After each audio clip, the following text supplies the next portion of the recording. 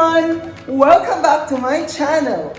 So I just came from work guys and nagpalit lang. So naisipan ko ngayon guys magluto ng not so healthy na food na Korean noodles dahil nga meron siyang preservatives. But then, lalagyan natin to guys ng sipa o lalagyan natin ng veggies. So paano naman meron tayong totoong gulay at vitamins na ma-add sa ating noodles. So tara po guys, magluluto na tayo.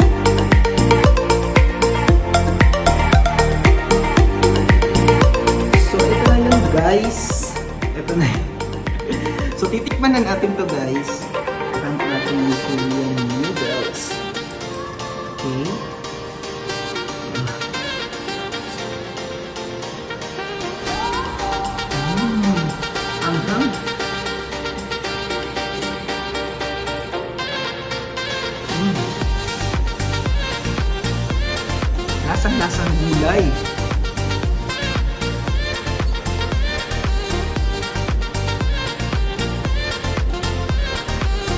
Saktong-sakto lang guys na nilagyan natin siya ng gulay para mag-balance kasi di ba may preservatives siya. So, at least naman lang tayo ng gulay, di ba?